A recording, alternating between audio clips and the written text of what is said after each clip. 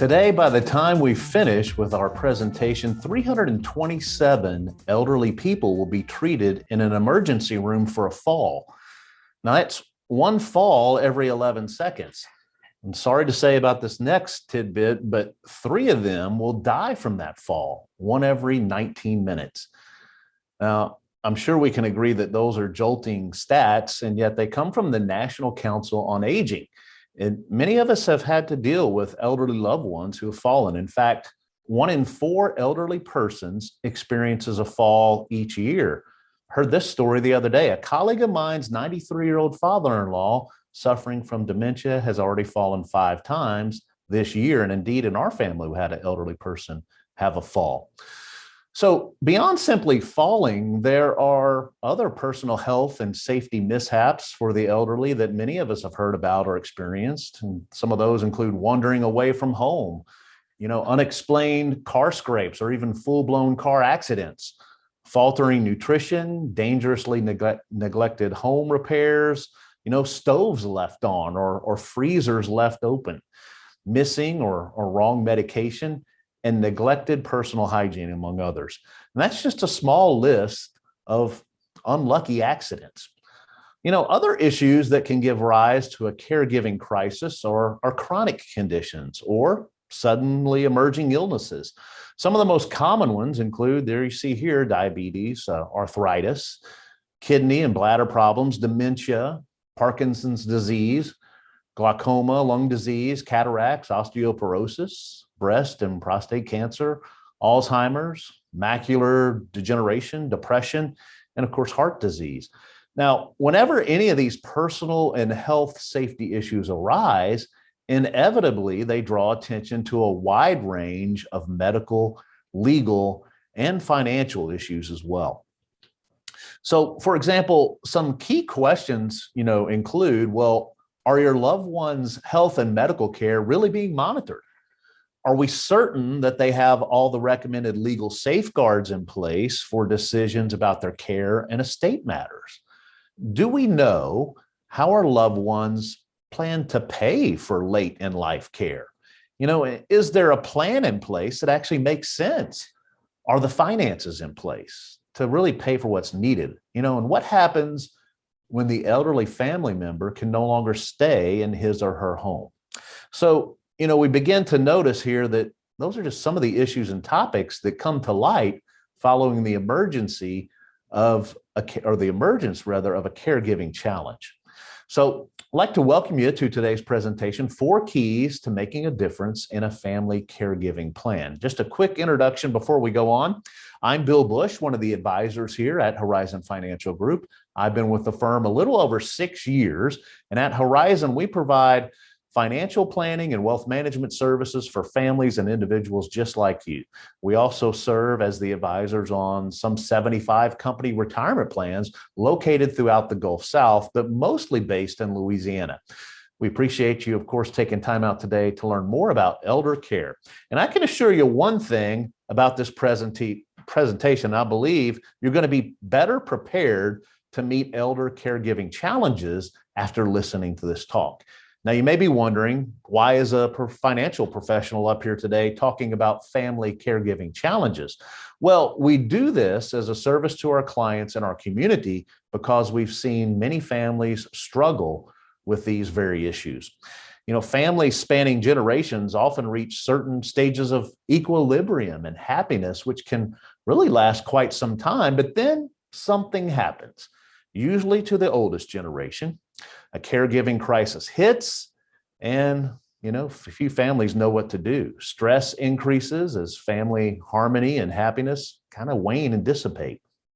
Many of our clients are really part of that classic, what they call the sandwich generation. They're putting their kids through college now. They're trying to save for retirement, and now they suddenly face new pressures and challenges taking care of one or more elderly parents. So we're doing this because we've seen families really devastated by the consequences of unplanned caregiving for elderly family members. Those consequences hit people on all levels, personal, professional, emotional. Sometimes families get torn apart when a caregiving challenge becomes a crisis. And when this happens, it certainly makes our job a lot harder. So when there is no planning and a crisis hits, it can have a big impact on people's financial plans across multiple generations, really impacting grandchildren, adult children, and of course, our oldest loved ones. So as you'll see, these unhappy events typically raise questions about a family member's personal care, their living situation, medical care, of course, their personal finances, and then legal issues. Over the course of our presentation today, we want to keep in mind how these almost inevitable unhappy moments can be made less harmful and even less unhappy when planning is involved. Now, when no planning has been done, any of those questions about a loved one's affairs can become really a full-blown crisis. And it's more often one in a series of events that really wreak havoc here. Of course, that's what we don't want to happen to you and your family. So that's why we're doing presentations like this. So please note, in trying to keep everyone on time and respect everyone's time today, we're not going to take questions during the presentation so we can get out of here on time. But before we do end today's presentation, we will give you some information about elder caregiving that you can review that will help you remember everything we've covered here today. Now, when it comes to caring for an aged loved one, most families don't have a plan really until there's a problem. The lack of planning doesn't mean, that there's not a lack of commitment, and it's certainly never too late to begin the discussion. So there you see the problem right here. Most people would agree that elder caregiving is challenging, stress-inducing, and complex. Certainly can be. Now you may ask yourself, can this challenge be effectively met? Can it be solved? Well, of course it can. The answer is yes. The thing you need to do about it is to work with your family and associated professionals to create a caregiving plan which addresses the personal, medical, legal, and financial matters all wrapped up in the lives of our elderly loved ones. And that's what we're going to walk you through today for the remainder of our presentation. So naturally, with so many issues swirling around, you may be asking yourself, well, what should be the first thing we address in trying to unravel and solve this problem? And so here it is. Key number one, ensure your loved one's good continued care with smart planning. Now, what does that mean? Well, first and foremost, it means that you've got to guarantee right when a crisis hits, even as you wonder, oh no, what's happening? That first thing you focus on is making sure your loved ones are getting the care they need. Gather important information about the care recipient's medical needs and conditions. Now, there are many different questionnaires that you can use to better understand your loved one's needs and challenges. And, you're going to want to assess the biggest concerns and the priorities of your loved one. So obtain as much information as you can about the care recipient's medical needs, monitor their quality of health, and maintain communication with their care providers. All of those things are important to understand and get in place right from the beginning. So that's kind of the first thing. And then time is of the essence. Things can change rapidly. So you also want to quickly check if legal issues around healthcare and your loved one's estate are addressed. We'll talk more about that in just a bit. But the reason time is so important is because at any moment, your loved one could lose his or her legal capacity to make healthcare and legal and financial decisions. And so when that happens, a whole world of painful complexity enters your family's world.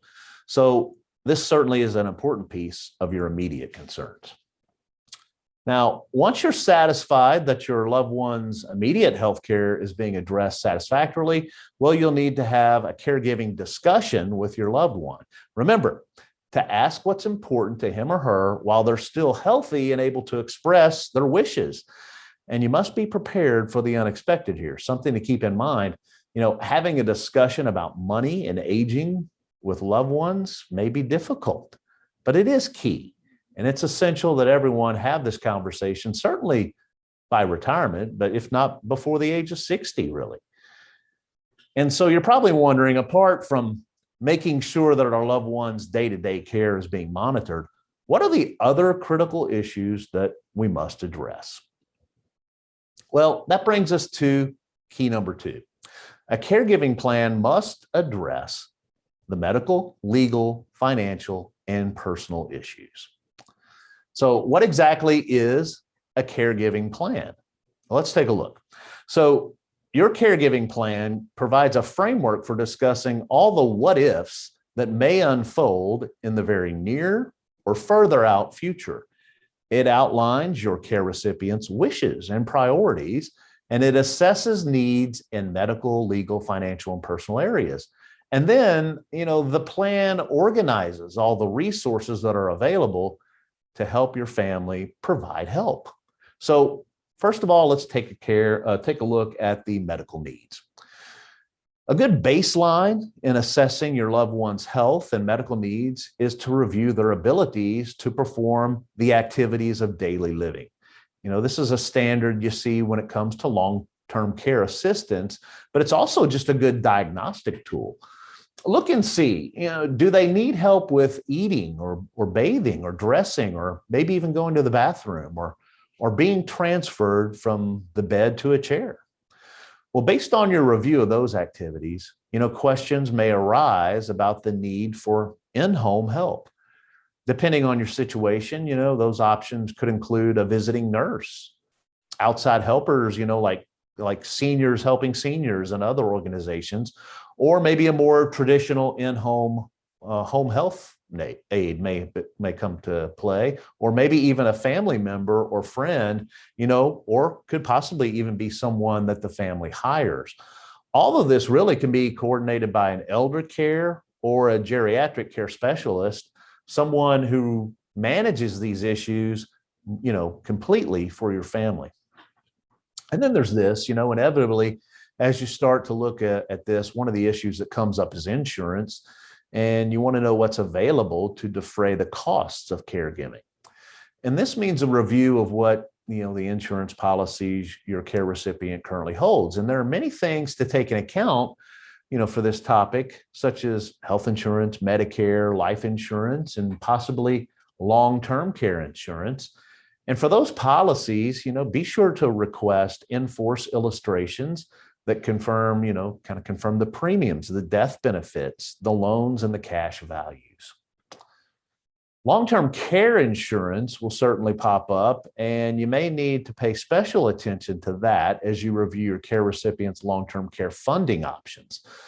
Long-term care is defined as needing assistance to handle some of the basic activities of daily living or requiring substantial supervision due to impairment.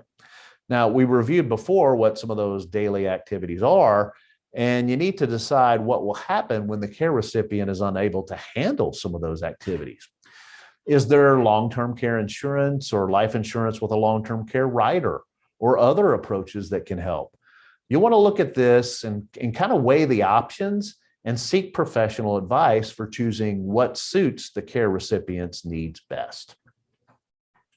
Now, you may not be aware that if your loved one isn't poor or on disability, their healthcare insurance isn't likely their healthcare insurance is likely to be Medicare, and Medicare does not cover long-term care.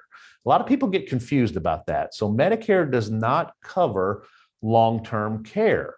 Only income qualified Medicaid covers that, or people who are on disability. So some confusion around that.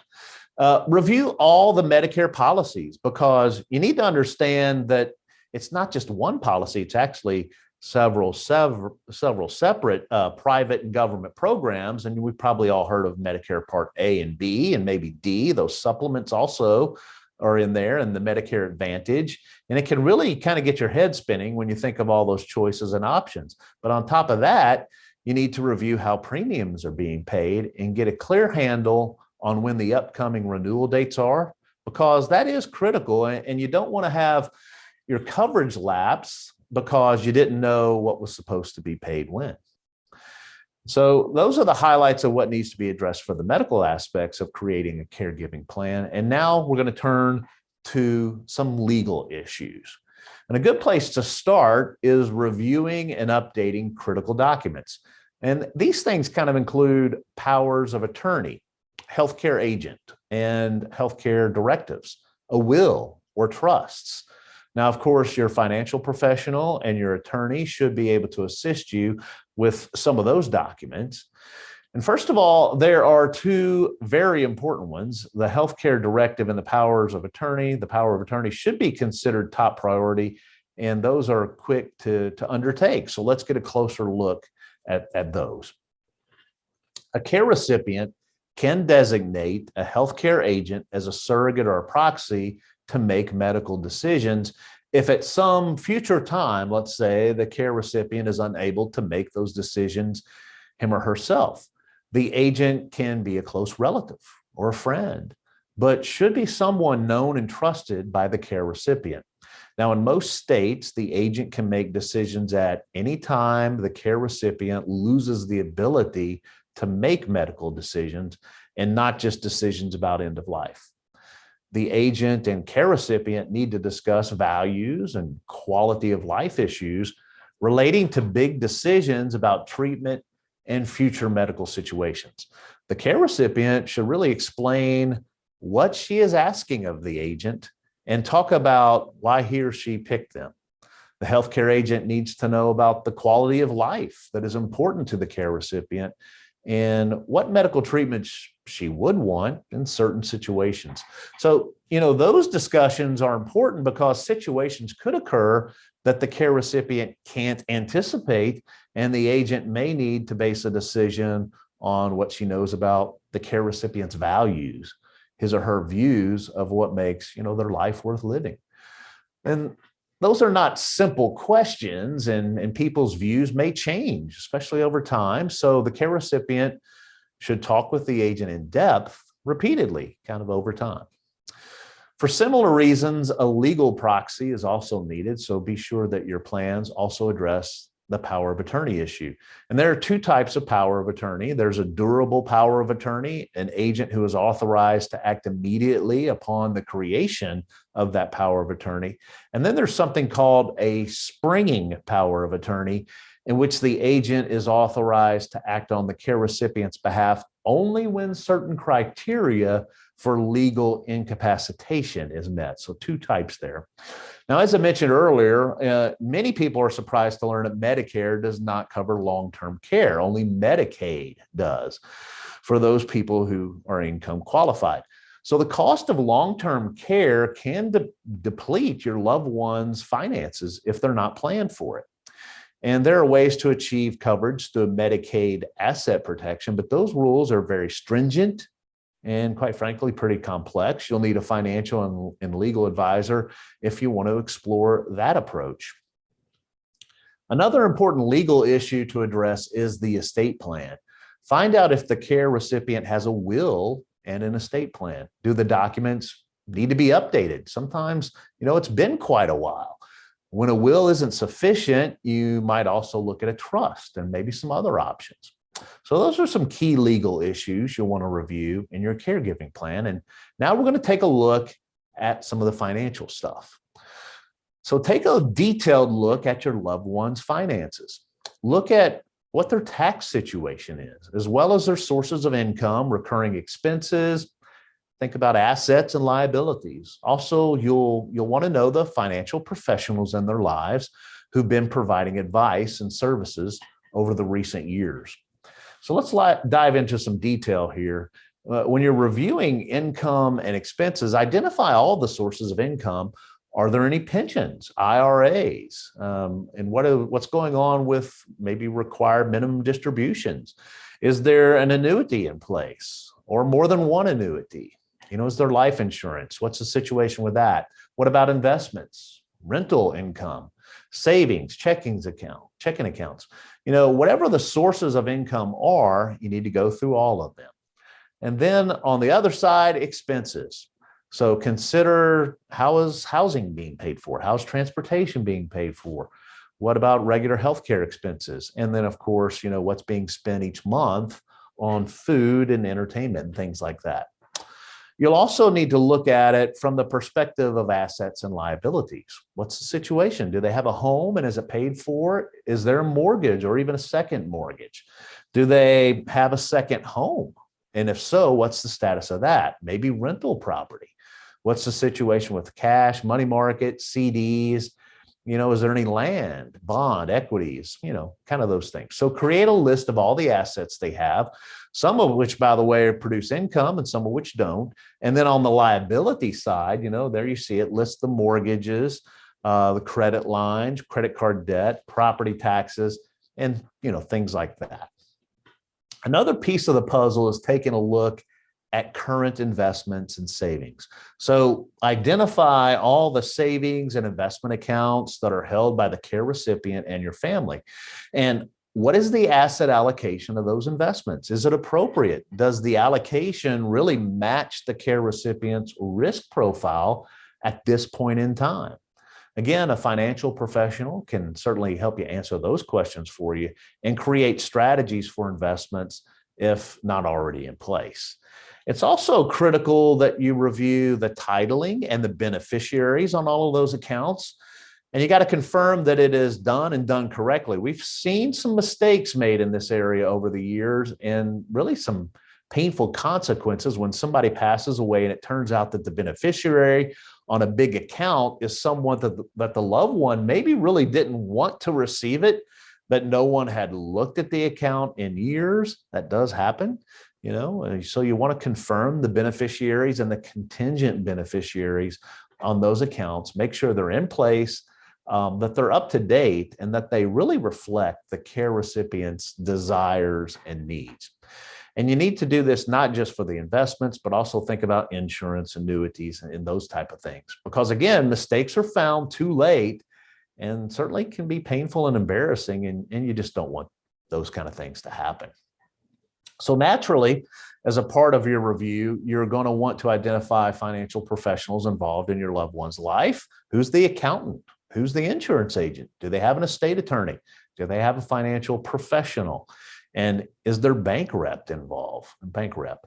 And, any other professionals that kind of come to mind in this category, need to know them. It's also important to review the tax situation, understand how taxes are being paid on income and property, and who's filing them, maybe the quarterly or for sure annually. If there is in-home help, are the proper taxes being withheld, or is it outsourced to a company?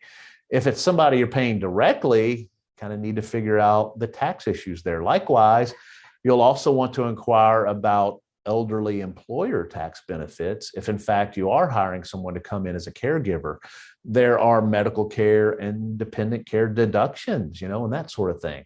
Like I said, this is an area where it's important to seek professional help. So, your financial professional and certainly your accountant can be helpful in situations like that. And then once you've completed a survey of all your loved one's finances, then as part of the caregiving plan, you need to create a financial plan and a monthly budget and understand your care recipient's monthly cash flow. Where is all the money coming from and where is it going out? You'll also need to ensure that all the bills are being paid on time and who's going to be doing this. It's important to continually monitor the spending, the bank accounts, because oftentimes, money can start disappearing, going out the door, really for a variety of reasons. So sometimes dementia might go undiagnosed, or somebody is caught up late at night buying a gazillion things from QVC. Those things happen. Or sometimes a less than savory situation of financial exploitation is going on. So you want to be able to monitor really what is happening, get your fingers on the pulse there. Well, that covers the financial piece to some degree, but you're also going to need to address the personal side of things. So look closely at the personal needs of your loved one and what the living options really appeal to her or him.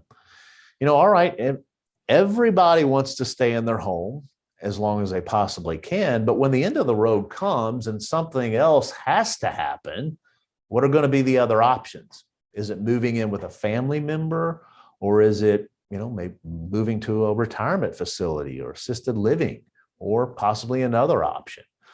Make sure that your loved one is taking advantage, of all the benefits that they qualify for. Many families aren't aware everything that's available. So AARP is a good resource that can help you determine if your loved one does qualify for some additional benefits. And your loved one may want to do this: write a letter of instruction that goes beyond the will or any sort of legal document. This is a letter that they would write that kind of serves as a reminder to the family of the sentiment, behind your loved one's wishes. It really has no legal authority, but it's kind of like a final message from a loved one. It's intended to be kind of the latest, most up-to-date version of what they would want to say and what's important to them, kind of conveying those values that we've been discussing. And so that letter of instruction may also address charities like, please, I love the library. Make sure the library gets some of my money. Or maybe there are some more tangible assets that they have, like I've got an autograph from Bruce Springsteen that's been on the wall for all those years. Who's really going to get it? There are other things, certainly some more mundane, but maybe important things such as leaving behind usernames and passwords and final arrangement wishes. Sometimes people say, hey, let's make sure the bagpipes are playing when they bring me down the church steps, something like that. Or maybe even animal care. That's another thing that's usually important to people. And sometimes they just want to write their obituary or write something like, hey, in my obituary, say that I played third base for the coal mining team when I was 19 years old and just starting out life, some little tidbit of their life that they might want to be included there, all that kind of stuff. So this may not be everybody's cup of tea, but you might want to be sure that you at least give your loved one the opportunity to deliver on what we call a letter of instruction that'll be part of their final affairs. And then, one other important thing to address on the personal front is to make sure that all these documents we mentioned are complete and up to date. And then we want to make sure that they're all in one safe place, because you want easy access to them, when the time does come. And since you want them all in one spot, and you want that spot to be secure, nowadays you might want to consider a digital vault that can store things electronically and securely with all those important documents. So that gets us through the heavy technical stuff for now, but I'm sure you're probably thinking to yourself like, okay, but what about all the stress and strain that it's going to put on the rest of the family, especially me, if I have to be the caregiver? Well, that brings us to our key insight number 3. And caregiving always impacts the rest of the family in a big way. And that really needs to be planned out too. It needs to be addressed. And it can't just be the unspoken elephant in the room, that it's going to be stressful. So let's take a look at some of the stats here. Becoming a caregiver is a likely occurrence for almost everyone. The latest AARP survey says that there are 34.2 million elder caregivers in the United States. That number is expected to grow as the population ages.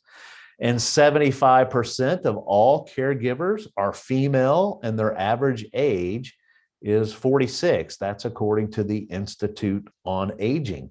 So deciding to become a caregiver, certainly a huge decision, and sometimes it occurs suddenly when something unexpected happens to your loved ones, can pop out of nowhere.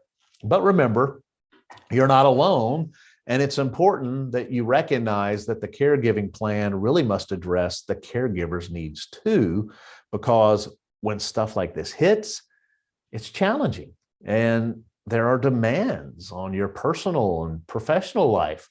There can be loss of income, plus additional expenses and stress at home, and certainly disharmony within the family, and almost inevitably burnout, and other emotional effects certainly hit. And these issues need to be addressed right from the beginning. So, as I said, it's not an easy task, but caregivers often get caught up in delivering the care and feel that, it is something that they have to do, but it can cause them to forget about their own needs and wants also.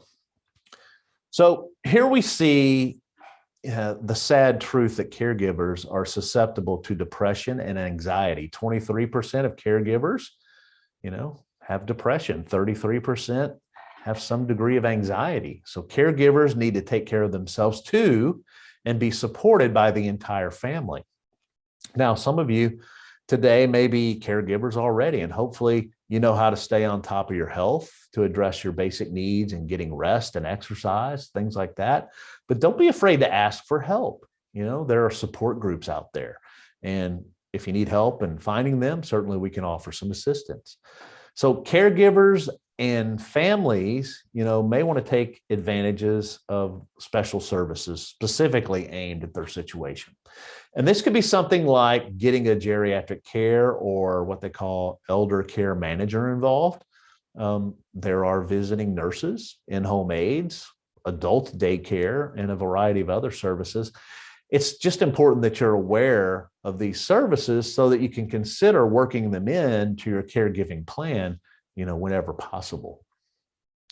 So there are also organizations and services to help the caregiver. There are people who can organize healthcare information for your family and negotiate bill payments.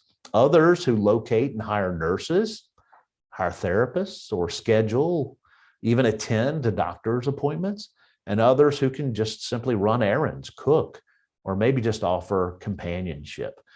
So there's also help available in the form of technology, and most well-known are those personal emergency responses you've seen on TV, like Life Alert, a great call where the care recipient kind of wears the device where they can press a button and get help right away. These have really advanced in their abilities and even their stylishness over the past several years. So recommend you kind of look into that if you think, maybe mom or dad might ever wear it. And there are also medication reminders, medication being a critical piece, of course, of well-being. And you probably, of course, already know about things like just to check in using maybe Skype, FaceTime, some of those other services where you can just, electronically say, hello, how you doing? And finally, many websites do offer apps or digital vault to store medical information, like list of doctors and prescriptions and other things like that. So a lot of technologies exist, and they do relieve some of that burden of caregivers. Now, for some of you, the help we've discussed will enable you to preserve your job, and that's a great thing. Keep on working if it's possible. Although, of course, sometimes it's not. But if you are employed, inquire about benefits such as the Family Leave Act. That key piece is, you want to maintain communication with your employer, kind of what's going on, in your situation as a caregiver. And so you may be saying to yourself, well, we don't have the expertise in all these areas you're talking about. So how can we possibly even start to address all these complex issues, not to mention even afford it? Well, that brings us to key number 4, which is that we really need a team approach to produce the best caregiving plan. And this is, really everything in your loved ones' lives coming together at the end. It's a lot of different things, from a lot of different disciplines, really just all coming together. So it's easy to feel overwhelmed. And putting together all the pieces of the puzzle can certainly be difficult and, quite frankly, time-consuming. But the most important thing is that, you don't take on the caregiving challenge alone, because you really can't. And so it's important to work with others, in your family as you build a team of people who can assist you and create this plan. You need to include other family members, the care recipient, him or herself, and anybody else who provides emotional support. It's a difficult time of life, and these are difficult issues, but nonetheless, they have to be addressed. So you definitely want to seek professional advice when developing your caregiving plan. And your team at varying times will draw from people in various fields who've been trained or experienced with addressing these complex issues. That will likely include people like financial professionals, estate attorneys, other attorneys, maybe, insurance experts, CPAs, as we mentioned, geriatric care managers, and so on. So we're getting close to finishing up, but we're going to review here. So the 4 key challenges. It's a complicated stage of life for your loved ones and for you and for the rest of the family. Not planning will increase the challenge and the problems. The key issues that need addressing, we've run through them. They're the medical, the legal, the financial, and the professional. And it really does require what we call the team approach to be successful. Some of these things, maybe run around in your mind at this point because they're common reactions when people sit down and look at these issues. So let's take a look at some of these thoughts you may be having. I've never done this before, and it's very complicated. The stakes are too high here to ignore the issues. Mom's health and well-being need to be attended to. I don't have enough experience in healthcare really to manage these issues. Or how about this one? We're going to need help understanding the financial or legal issues involved here.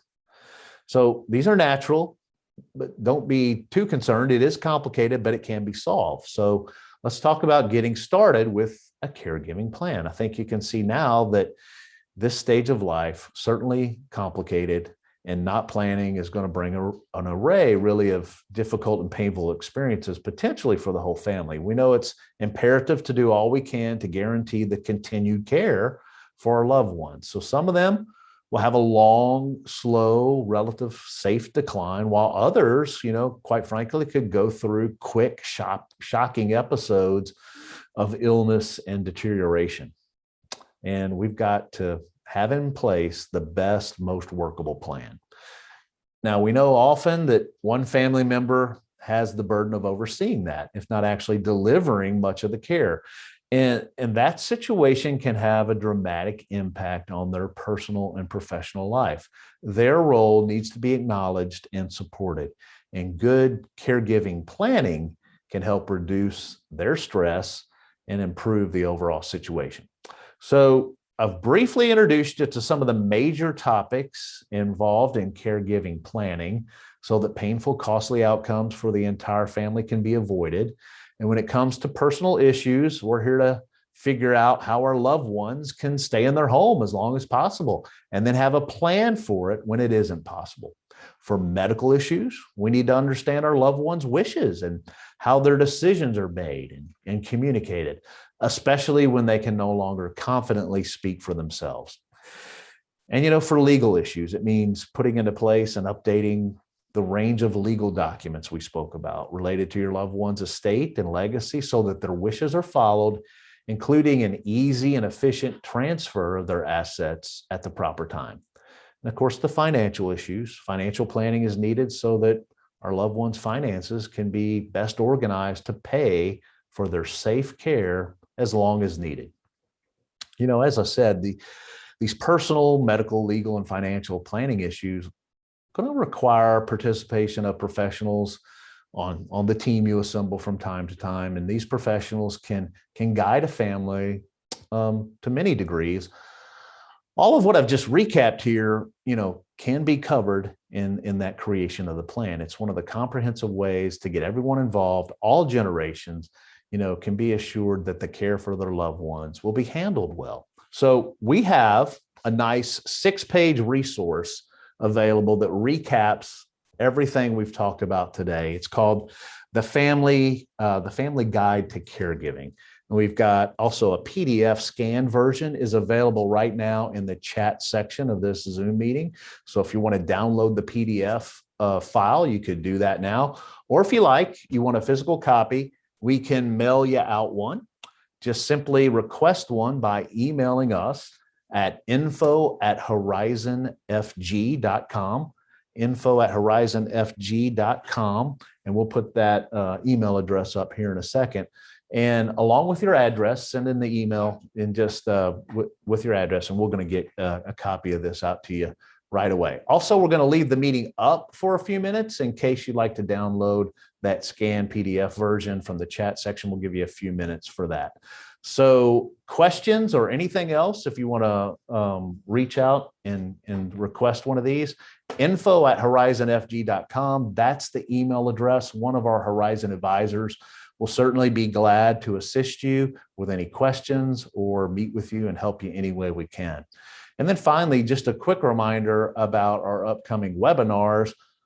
In September, we're going to be presenting Managing Healthcare Expenses. That will have a lot to do with Medicare, Medicare choices that potential retirees are going to face. And in October, going to take a look at some of the new retirement rules that are being discussed. Of course, some were passed last year and a couple years before that. We'll review those.